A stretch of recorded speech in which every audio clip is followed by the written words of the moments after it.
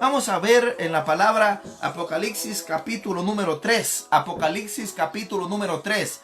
En el versículo número 7. Vamos a leer la palabra del Señor.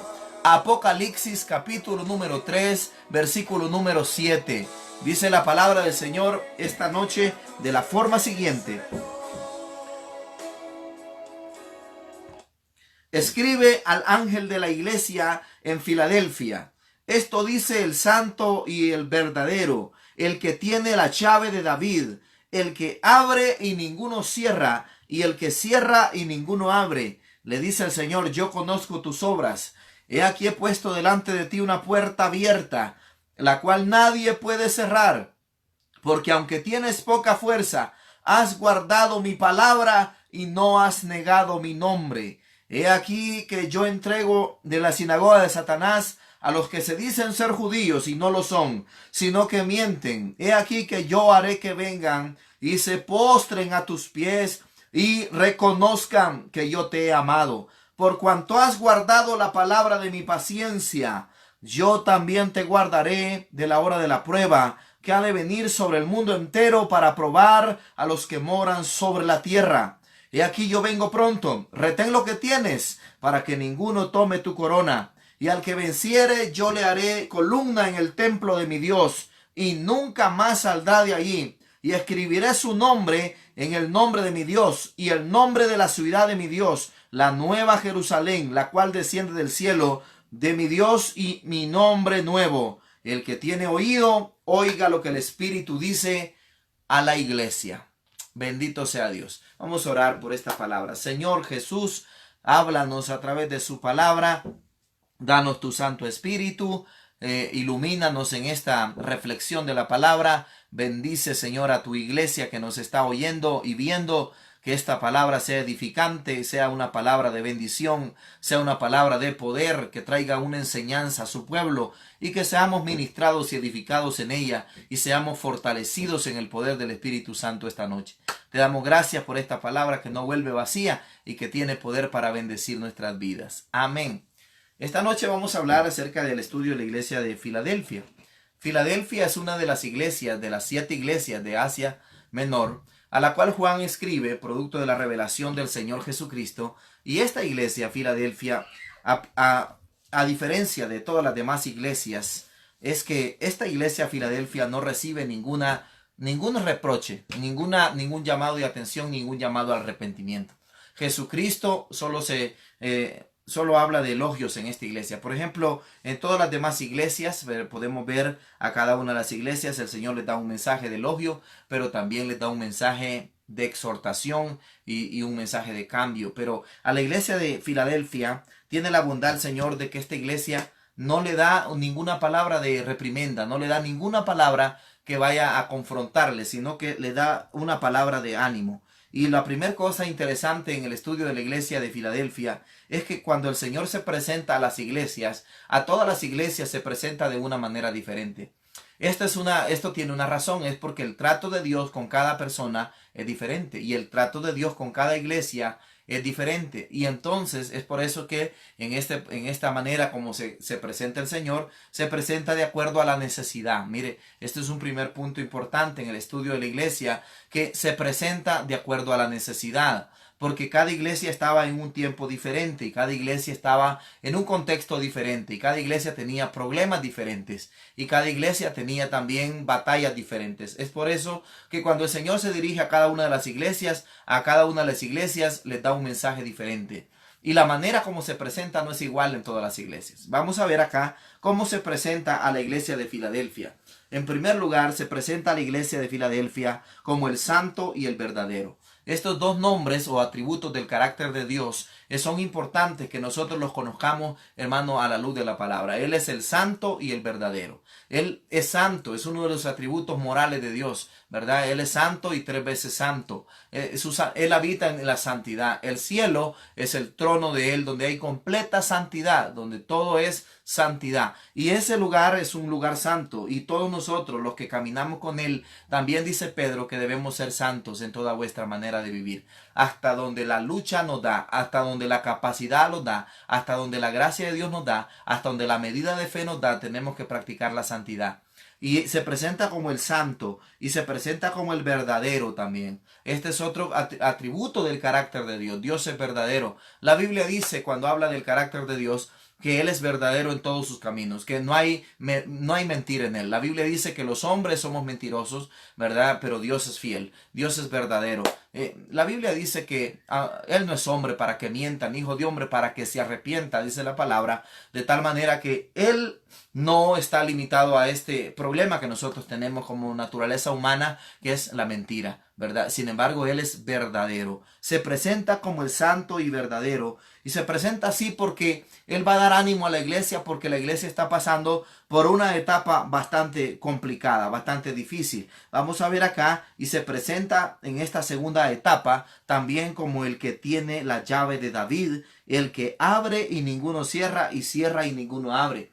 Esta manera de presentarse es interesante, porque cuando Jesús se presenta a la iglesia de Filadelfia como el que tiene las llaves, está hablando de autoridad. La llave siempre representa en la simbología bíblica autoridad. Y es una autoridad en todos los sentidos, autoridad espiritual, autoridad física, autoridad en todos los sentidos. La llave de David es una referencia a que Jesús es hijo de David, ¿verdad? Descendiente de la naturaleza genealógica de David, ¿verdad? Por eso cuando aquel ciego, habla a Jesús, le dice: Señor, hijo de David, ten misericordia de mí. Porque por eso es que se conoce como el que tiene la llave de David. Es decir, el que es el descendiente de la descendencia de David. Entonces es por eso que a esta referencia al que tiene la llave de David. Y cuando dice el que abre y ninguno cierra, y cierra y ninguno abre, pongámosle mucho cuidado a esta expresión. Porque esta expresión significa autoridad. Esta expresión significa que Él tiene todo el dominio. Esta expresión significa, hermano, que Él tiene todo el poder, ¿verdad? Él tiene toda la autoridad para decidir. Él es soberano en todo lo que hace, ¿verdad? Y en su soberanía, Él dice que cuando Él abre, nadie cierra. Y cuando Él cierra, nadie abre. Esto quiere decir que cuando el diagnóstico de una persona que está enferma, que quizás el médico le dijo, tienes 3 meses de vida, el Señor, ¿verdad?, tiene la última palabra en esto que estamos leyendo acá. Porque cuando alguien te dice así, que tienes 3 meses de vida, ¿verdad? Eso humanamente, los doctores no se están equivocando en el diagnóstico, en la parte humana, porque ellos ya han hecho una medición de cuánto puede durar una persona con la enfermedad. Pero cuando se habla de la parte divina, de la parte espiritual, del propósito y del poder de Dios, las cosas son diferentes, porque ya les explicaba que en Dios las matemáticas son diferentes, que 2 más 2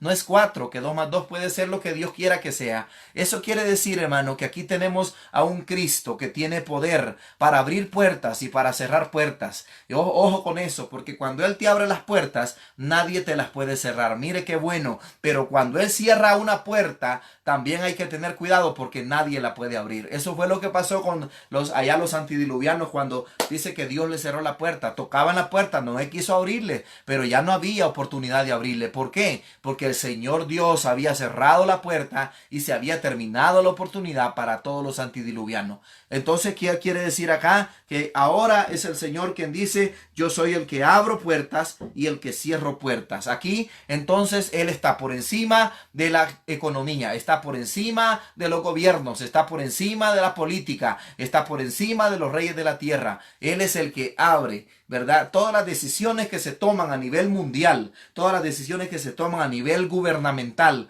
todas las decisiones que se toman a nivel regional están dirigidas por la mano de Dios. Hay gente que no le teme a Dios, que está en esas posiciones de gobierno. Pero ¿sabe qué? Aunque no le temen a Dios, sin que ellos se den cuenta, terminan obedeciendo al propósito de Dios. Eso fue lo que pasó con Ciro cuando el Señor lo usó para poder restaurar el templo de Jerusalén. Él ni siquiera tenía a Dios, ni siquiera era un creyente. Sin embargo, Dios lo utilizó para poder traer beneficio a su pueblo. Cuando Él abre, nadie te puede cerrar una puerta, pero cuando Él cierra también no hay nadie que te la pueda abrir. Eso es algo que hay que entenderlo en la manera como se presenta el Señor acá.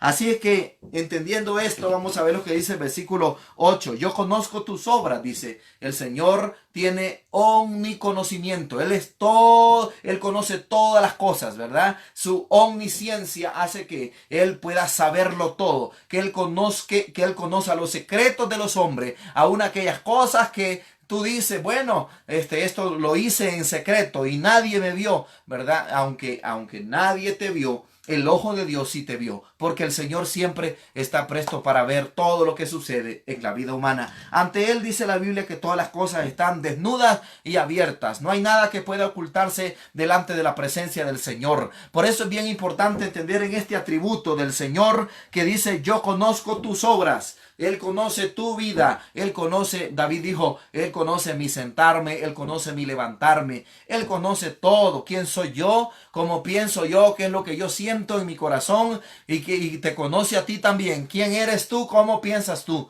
¿Qué es lo que estás sintiendo? ¿Qué es lo que estás pensando? Él conoce todas las cosas. Aun cuando nosotros, ¿verdad? Cuando el pensamiento aún no ha venido al corazón del hombre, Dios ya conoce lo que el hombre está pensando. Eso fue lo que sorprendió a los fariseos cuando Jesús se acercaba y decía, porque Él sabía lo que cavilaban en vuestros corazones, dice la Biblia. Y siempre le salía 1 metro adelante. ¿Por qué? ¿Por qué siempre le salía 1 metro adelante? Porque la omnisciencia, el atributo del discernimiento que estaba, el don del discernimiento que estaba en la vida de Jesús, le permitía saber lo que estaba pasando también. Así es que el Señor conoce todas las cosas. Y esta tarde te dice, yo conozco tus obras, ¿verdad? Y dice, y aquí, y le dice a la iglesia, he puesto delante de ti una puerta abierta, la cual nadie te puede cerrar.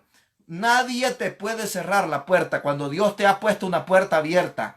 Cuando Dios te ha dado la gracia para hacer un determinado negocio, para hacer una determinada tarea, para hacer una determinada función, no hay nadie que pueda cerrarte esa bendición. Aunque el enemigo se levante, aunque la gente se levante con la crítica para intentar apagar tu espíritu, no van a poder hacerlo porque es el Señor quien te ha dado el llamado, la visión, la capacidad para levantarte y para hacer lo que estás haciendo. Así que si tú tienes un proyecto de Dios que sientes hacer en tu corazón, levántate, y si es Dios quien te lo está dando, la puerta va a estar abierta y no habrá ningún diablo que se va a oponer a ese proceso, porque cuando Dios dice, yo te abro puertas, nadie te va a poder cerrar la puerta. Eso es lo que nosotros creemos en la palabra del Señor. Y dice acá que aunque nosotros tenemos todo el favor de Dios, sin embargo la iglesia dice acá, aunque tienes poca fuerza, has guardado mi palabra y no has negado mi nombre. Esto no quiere decir que la iglesia fue perfecta. Esto no quiere decir que la iglesia no tenía errores o que no tenía nada de qué poder decirle. Esto quiere decir, aleluya, que el Señor le dice a la iglesia que yo conozco tus limitaciones, que todos nosotros tenemos limitaciones. Todos nosotros tenemos cosas que nos limitan, cosas que son topes en nuestra vida, que le llamamos nosotros topes que no nos permiten avanzar. Pero aunque tengas poca fuerza, aunque en algunas áreas sientas flaquear, dice el Señor, no has negado mi palabra, has guardado mi palabra y no has negado mi nombre. ¿Eso qué quiere decir? Que el Señor espera fidelidad aún en medio de nuestras fallas. Que el Señor espera fidelidad aún en medio de nuestros errores. Que cuando hayamos cometido un pecado, vayamos y nos arrepentamos, vayamos y pedimos perdón, porque somos humanos y vamos a pecar. Pero cuando vamos a pecar y hemos reconocido que hemos pecado, nos postramos delante del Señor y el Señor dice, aunque tienes poca fuerza, iglesia, pero has guardado mi palabra. Mire qué importante esta noche lo que dice la palabra. Ahora dice en el verso 9, aquí yo entrego a la sinagoga de Satanás, a los que se dicen ser judíos y no lo son, sino que mienten. He aquí que yo haré que vengan y se postren a tus pies y reconozcan que yo te he amado. ¿Sabe qué? El Señor siempre te va a exaltar delante de todos tus enemigos. ¿Sabe por qué? Porque hay enemigos que tú no los has buscado. Hay enemigos que se han levantado producto de que hay una guerra y producto de que también hay personas que no están sintonizadas con Dios y simplemente por ser cristiano vas a tener persecución. Simplemente por ser hijo de Dios vas a tener batalla, vas a tener guerra. Pero ¿sabes qué? Aunque haya gente que se levante contra ti, dice acá, el Señor te dará la victoria. Y dice, y yo haré que vengan y se postren a tus pies y reconozcan que yo te he amado. ¿Sabe qué significa eso? Que el Señor premia la justicia. Aquí le quiero hacer un llamado a la iglesia del Señor, y es que no guardemos resentimiento, hermano. Que no guardemos rencor en nuestros corazones, porque quien es el dueño de la venganza es el Señor. Es el único que puede pagar a cada uno conforme a sus obras. Nosotros no podemos sentir nada en nuestros corazones. Si queremos que Dios nos escuche, tenemos que estar limpios delante de la presencia de Dios. No podemos estar guardando ningún resentimiento hacia nadie. ¿Por qué? Porque en el resentimiento no opera el Espíritu de Dios. En el resentimiento no opera el Espíritu de santidad. En el resentimiento te cierra puertas. Así que es importante que si tú sientes algo contra alguien, te lo saques ahora mismo, porque no vas a poder avanzar con esa raíz de amargura, porque el Señor dice aquí en su palabra que la venganza le pertenece a Él, y yo soy el que voy a hacer que las cosas sucedan, dice, y yo voy a poner a tus enemigos delante de ti, y yo aderezan mesa, dice el Salmo, ¿verdad? Delante de mí, en presencia de mis angustiadores. ¿Sabes qué significa eso? Que cuando alguien te ha dañado, que cuando alguien te desea mal, y que cuando alguien te ha insultado, lo mínimo que puedes hacer es orar por él, es bendecir su vida, eso, estar cubriéndolo a él y estar orando por su corazón, porque a lo mejor ese hombre necesita la ayuda del Señor, esa mujer necesita la ayuda del Señor. Así es que, hermano, esta noche yo te animo esta noche a lo que dice la palabra. Es el Señor quien te da la victoria. Es el Señor quien te va a exaltar delante de tus enemigos. No eres tú quien tienes que exaltarte. No eres tú quien tienes que con nuestro carácter o con nuestra prepotencia ir delante de Él y demostrarle quién tú eres. No, tú no necesitas demostrarle quién tú eres a nadie. Tú eres hijo de Dios y el Señor es el que pelea por ti. Cuando tú callas, Él sabe pelear por ti. Yo lo he visto en mi vida y usted también creo que lo ha visto. Hemos visto que cuando nosotros callamos, el Señor pelea por su pueblo. El Señor pelea por su pueblo. Así que no tome usted la venganza en sus manos. Eso le pertenece únicamente al Señor de los cielos. Así que esta noche dice la palabra y dice, por cuanto has guardado la palabra de mi paciencia, yo también te guardaré de la hora de la prueba que ha de venir sobre el mundo entero. ¿No? Esta promesa que le dio el Señor a la iglesia de Filadelfia es una promesa que se aplica a los tiempos de la iglesia actual, porque esta promesa tiene que ver con que el Señor va a librar a su pueblo antes de que comience los 7 años de tribulación que están trazados en el panorama profético de Dios, en el programa profético de Dios para el mundo. Hay 7 años de tribulación que vienen, nomás la iglesia sea levantada, y la Biblia dice en esta promesa bendita que por cuanto ha guardado la palabra de su paciencia, dice, yo también hago un compromiso con el Señor contigo. Dice, yo también te guardaré de la hora de la prueba que ha de venir sobre el mundo entero para probar a los que moran sobre la tierra. ¿Qué significa eso? Que esta promesa, lo que está diciendo acá, es que la iglesia se va antes de la gran tribulación. El arrebatamiento ocurrirá antes de la gran tribulación. La iglesia no va a pasar la gran tribulación como andan diciendo algunos por ahí. La iglesia no se va tampoco a la mitad de la gran tribulación, ni tampoco se va a la final de la gran trompeta, como dicen algunos, que la trompeta del Apocalipsis a la final, a la 7ª trompeta se va a la iglesia. La iglesia se va antes de que todo esto acontezca. La iglesia se va, el anticristo va a aparecer, pero no aparece todavía, porque aquí está la iglesia del Señor. Alabado sea el nombre de Dios. Así que dice acá en la palabra del Señor, he aquí yo vengo pronto, y mi galardón y retén lo que tienes, para que ninguno tome tu corona, dice la palabra. Esto significa, hermano, que el Señor viene pronto, y si lo dijo hace más de 2000 años. Año 97 más o menos recibe la revelación Juan en la isla de Patmos. Imagínense ahora, año 97 para acá, 2020, y el Señor está diciendo acá, he aquí yo vengo pronto. ¿Sabe por qué? Porque el tiempo de Dios no es igual que el nuestro. Para Dios un día es como 1000 años, y 1000 años es como un día. Así es que por esa razón Él viene pronto. Y cuando Él viene pronto puede ser hoy, puede ser mañana, puede ser la próxima semana, pero viene pronto. Dice acá, al que venciere, dice, yo le voy a dar, yo le haré la columna en el templo de mi Dios. Al que venciere, Dios le dará un lugar en su presencia. Dios le dará el privilegio, hermano, de ser la novia del Cordero, de ser la iglesia del Señor Jesucristo. Así es como dice la palabra. Y el que tiene oído dice, oiga lo que el Espíritu dice a las iglesias. Amada iglesia, la iglesia de Filadelfia es una iglesia sufrida, es una iglesia que el Señor le elogia, es una iglesia que el Señor le dice, yo tengo una puerta abierta delante de ti. La verdad central de todo ese pasaje es ese. Dios tiene una puerta abierta. Y hoy yo quiero animarte a creer por la fe. La fe es importante para poder clamar a Dios.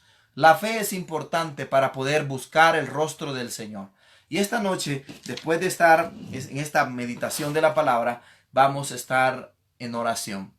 Pues esta es una noche de oración y vamos a pedir al Señor que Él bendiga las vidas, que Él derrame de su Espíritu Santo sobre su pueblo, que Él derrame sanidad, que Él derrame protección sobre su pueblo. Pero sobre todo, vamos a pedir que nos dé un corazón fiel para mantenernos firmes hacia la venida del Señor Jesucristo.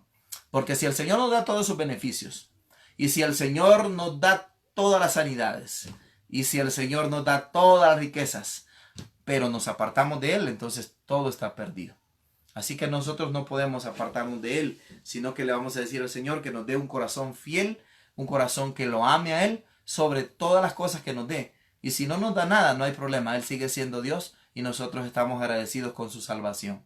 Amén. Su salvación es todo para nosotros. Imagínense que nos salvó, nos redimió y nos perdonó de nuestros pecados. ¿Eso quién lo podía hacer? Nadie lo podía hacer.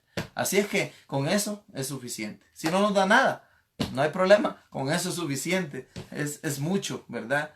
No lo merecíamos, pero gracias a Dios que nos redimió.